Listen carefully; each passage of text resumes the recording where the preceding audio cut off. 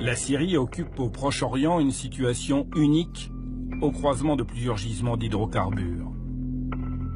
En 2009, à l'occasion d'un forum en Turquie, le président syrien dévoile la stratégie des 4 mers. La Syrie se rêve incontournable sur le marché de l'énergie.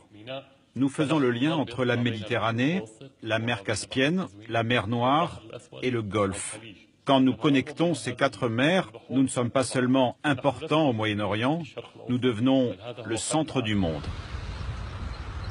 La stratégie syrienne est de devenir un centre de transit pour le gaz et le pétrole de toute la région. Bachar el-Assad multiplie les voyages diplomatiques pour vendre son idée à tous les pays qui pourraient être intéressés. Arabie Saoudite, Turquie, Iran, Irak et bien sûr le Qatar.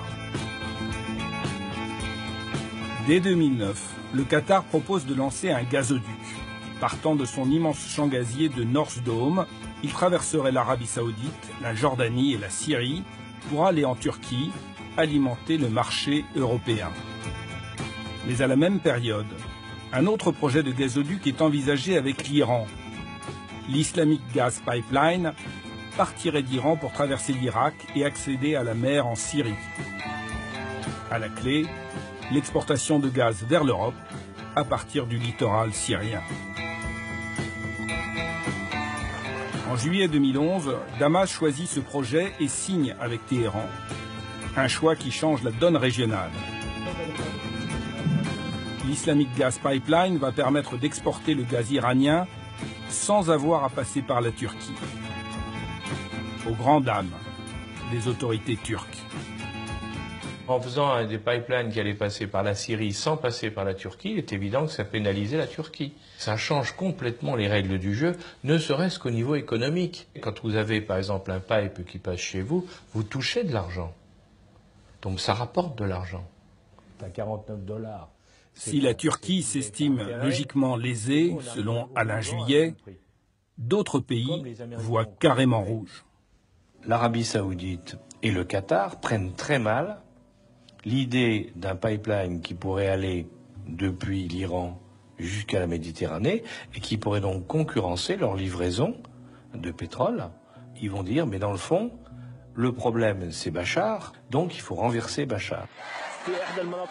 Coïncidence ou pas, c'est à partir de l'été 2011, après le choix du pipeline iranien, que la rébellion syrienne voit l'aide étrangère s'accroître.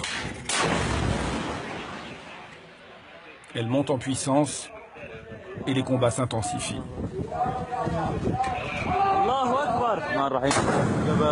À se demander pour certains si la guerre en Syrie n'est pas aussi une guerre de l'énergie. Quand on voit aujourd'hui les alliances entre ceux qui soutiennent le gouvernement syrien et ceux qui y sont opposés, il y a une certaine corrélation avec les enjeux énergétiques. Vous avez d'un côté l'Iran, qui a réussi à obtenir son gazoduc, en tout cas par un accord avec la Syrie, qui soutient ardemment le gouvernement syrien.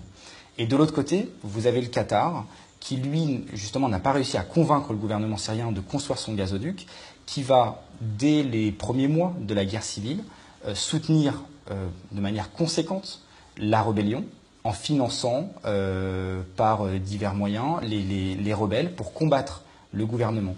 Donc on voit bien déjà au niveau de ces acteurs locaux, régionaux, comment les enjeux énergétiques peuvent être connectés. L'autre allié de Bachar el-Assad, Vladimir Poutine, participe aussi au grand jeu énergétique. Car guerre et affaires font bon ménage. Un contrat gazier est signé en 2013 entre la Syrie et la Russie. Une compagnie pétrolière russe décroche le droit d'explorer les fonds marins au large du port syrien de Latakia. Car la Méditerranée orientale cache dans ses profondeurs d'immenses réserves de gaz naturel, au large de la Grèce, de Chypre, d'Israël, de l'Égypte, du Liban. La Syrie ne serait pas en reste.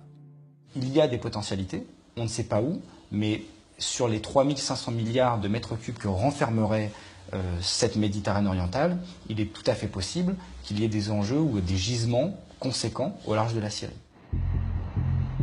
Et l'équation énergétique se complique un peu plus en 2015 avec la découverte de pétrole sur le plateau du Golan, une zone occupée par l'État hébreu depuis 1967. une compagnie israélienne, Afek Oil, a commencé des forages d'exploration. Il y aurait bien du pétrole en quantité significative.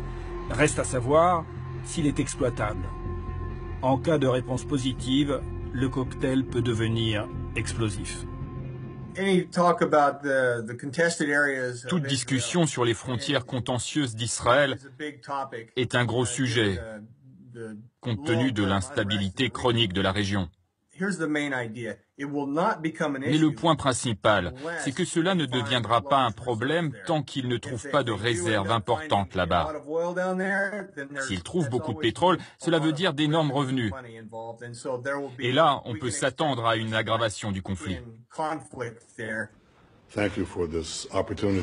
En novembre 2015, selon le quotidien Haaretz, Benjamin Netanyahou aurait testé Barack Obama sur un possible redécoupage des frontières de la région. Le chaos syrien permettant de penser différemment l'avenir du Golan, dont l'annexion par Israël n'a jamais été reconnue par les États-Unis et la communauté internationale. À cause du gaz ou du pétrole, une bonne partie des acteurs engagés dans le conflit syrien ont donc des intérêts économiques et stratégiques à défendre, pour le plus grand malheur de la population civile syrienne.